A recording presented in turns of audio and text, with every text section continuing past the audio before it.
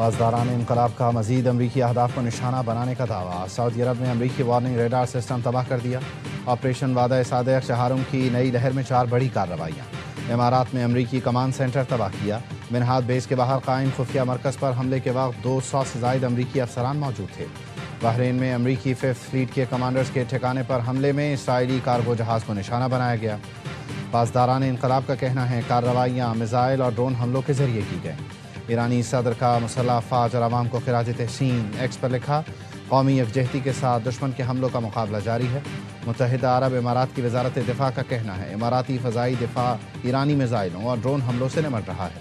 جنوبی لبنان میں اقوام متحدہ امن مشن کی گاڑی دھماکے سے تباہ، 2 اہلکار ہلاک، 2 زخمی۔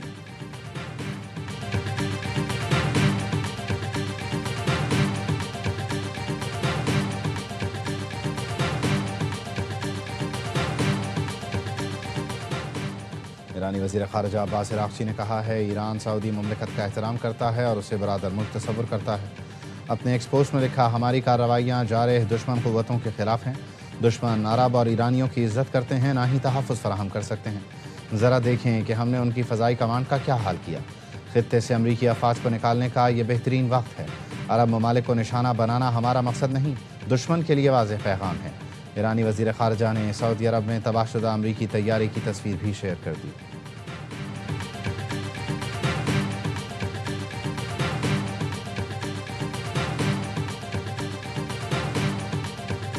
The Straits of Hormuz will be open.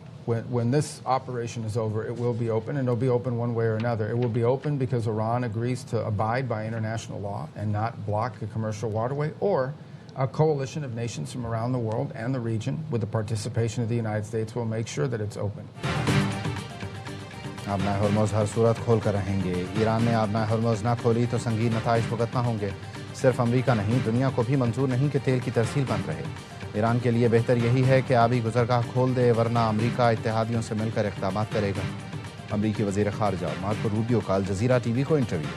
آبنائے ہرمز کی بندش سے عالمی تجارت پر گہرے منفی اثرات سے واقف ہیں۔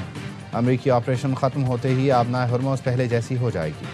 ایران کی عسکری صلاحیت ختم کرنے کے قریب پہنچ گئے۔ جنگ ہفتوں میں ختم ہو جائے گی، مہینہ نہیں لگے گا۔ ترجمان وائٹ ہاؤس کا کہنا ہے بات چیت میں پیش رفت پر ہی صدر ٹرمپ نے ایران پر حملے روکے۔ صدر ٹرمپ نے 10 دن تک ایران کے توانائی انفراسٹرکچر پر حملے نہ کرنے کا اعلان کیا۔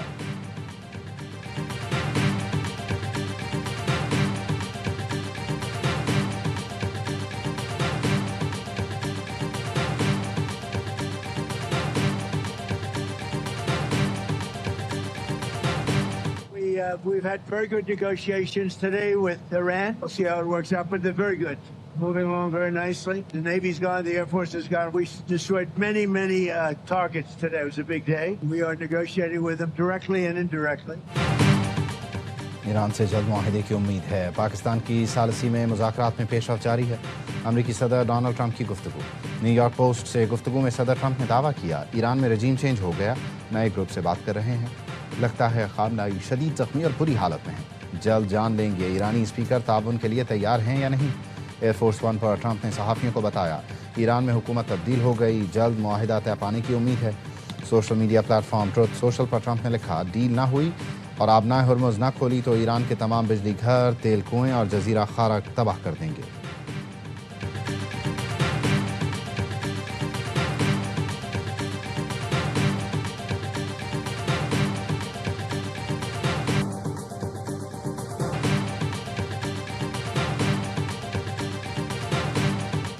امریکہ ایران جنگ کے خاتمے کے لیے پاکستان کی ثالثی کی کوشش۔ نائب وزیر اعظم اسحاق ڈار آج چین جائیں گے۔ ترجمان دفتر خارجہ کے مطابق دورے میں علاقائی صورتحال اور باہمی دلچسپی کے امور پر تبادلہ خیال ہوگا۔ وزیر اعظم شہباز شریف اور یورپی کونسل کے صدر کے درمیان ٹیلی فونک رابطہ۔ مشرق وسطیٰ میں کشیدگی، پاکستان اور یورپی یونین کے تعلقات پر تبادلہ خیال۔ دونوں رہنماؤں نے بحران کے حل کے لیے مذاکرات اور سفارتکاری کی ضرورت پر زور دیا۔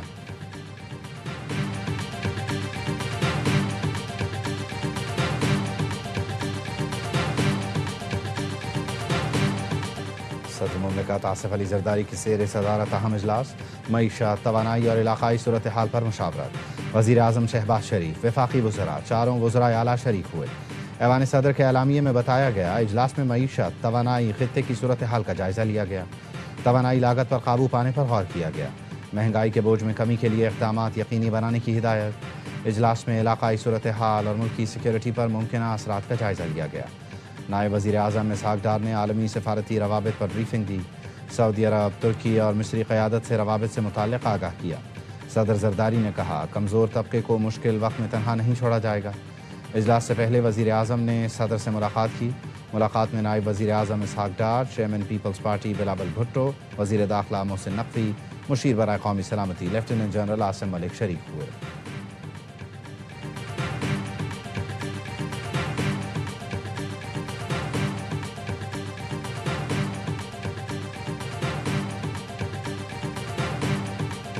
सूबे हमायत कर रहे हैं वफाक की कि अगर स्मार्ट लॉकडाउन लगाया जाए तो? अभी फैसला नहीं हुआ। वो मुख्तलिफ सूबों का जो है वो मुख्तलिफ राय है। जो कंक्लूजन हुआ है वो इस पर हुआ है कि ऐसा फैसला नहीं करना चाहिए जिससे इकनॉमिक एक्टिविटीज़ उस पर असर पड़े। हुकूमत का मुल्क में स्मार्ट लॉकडाउन नाफिज न करने का फैसला। ज़राए का कहना है, सदर मुमलिकत की ज़ेर सदारत इजलास में स्मार्ट लॉकडाउन न लगाने पर इत्तेफाक किया गया। चारों वज़राए आला की मुखालफत पर स्मार्ट लॉकडाउन की तजवीज़ मुस्तरद कर दी गई। हुकूमत का मुतबादिल इक़दामात अपनाने का फैसला। इजलास के बाद वज़ीर आला खैबर पख्तूनख्वा सुहेल आफरीदी का कहना था, स्मार्ट लॉकडाउन से मुताल्लिक़ कोई फ़ैसला नहीं हुआ। वफाक सूबों से ही आवाम के टैक्स का पैसा इकट्ठा करता है।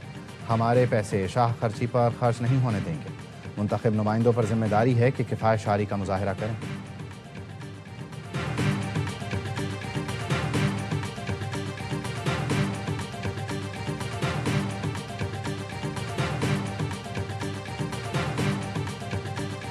मुश्किल घड़ी में माशी तौर पर कमज़ोर तबके को तनहा नहीं छोड़ेंगे।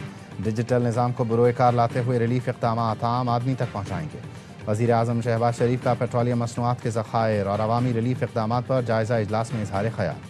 इजलास में बताया गया, पाकिस्तान के पास ज़रूरत का ईंधन मौजूद है। ईंधन बचत के लिए हुकूमती इक़दामात पर अमल दरामद, आइंदा के लाहे अमल, मौजूदा स्टॉक पर ब्रीफिंग दी गई। बताया गया, मुल्क की ज़रूरियात के तहत ईंधन के मुनासिब ज़खायर मौजूद और आइंदा के लिए इंतज़ामात जारी हैं।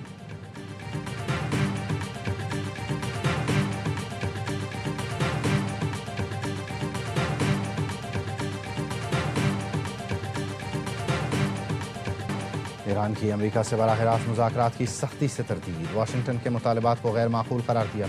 ईरानी वज़ारत ख़ारजा के तर्जुमान इस्माइल बक़ाई ने कहा, सिर्फ सालिसों के ज़रिए पैगामात का तबादला हुआ जिसमें अमेरिका की जानिब से बातचीत की ख्वाहिश ज़ाहिर की गई। अब तक बराह रास्त कोई बात नहीं हुई। इस्माइल बक़ाई का अमरीकी सफारतकारी पर तंज। कहा, अमरीकी सफारतकारी के दावों को खुद अमरीका में कितने लोग संजीदगी से लेते हैं। ईरान का मौक़िफ़ पहले दिन से वाज़ेह है, जबकि दूसरी जानिब मुसलसल तब्दीली आ रही है। अमरीकी निकात हद से ज़्यादा और गैर माकूल मुतालबात पर मबनी हैं, इसीलिए पेशरफ्त मुमकिन नहीं हो सकी।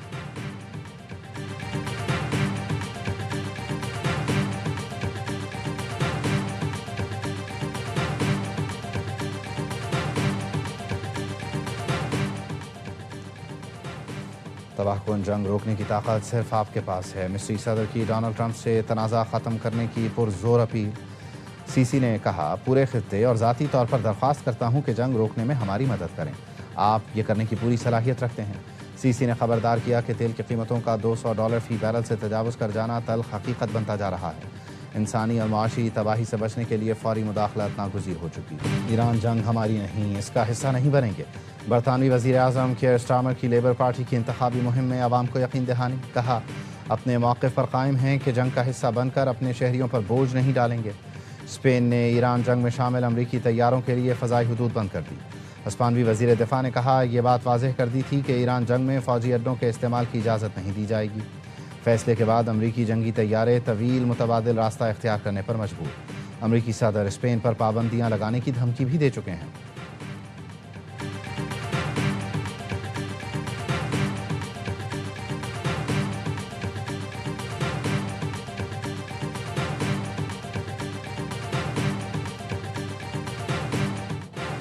ईरान का जनूबी और शमाल इसराइल पर बैलिस्टिक मिसाइलों से हमला। इसराइली मीडिया के मुताबिक हैफा पर हमले के बाद ऑयल रिफाइनरी में आग लग गई।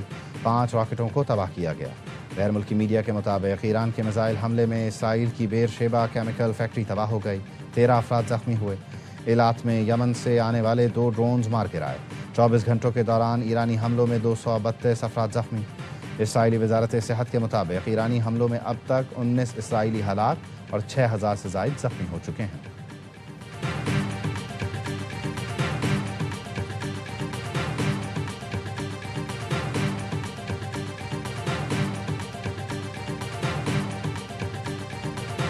खलीजी मुल्कों में अमरीकी तनसीबात पर ईरान के हमले जारी। सऊदी वजारत दिफा का कहना है गुज़श्ता चंद घंटों के दौरान 5 ड्रोन्स मार गिराए। मशरक़ी सूबे में 5 बैलिस्टिक और 1 क्रूज़ मिसाइल भी इंटरसेप्ट किया गया। कुवैत नेशनल गार्ड्स ने भी 5 ड्रोन्स तबाह करने की तस्दीक की। कुवैत में बिजली और पानी के प्लांट पर हमले में एक भारतीय शहरी हलाक हुआ। अल जज़ीरा के मुताबिक दुबई और बहरीन में खतरे के सायरन बज गए।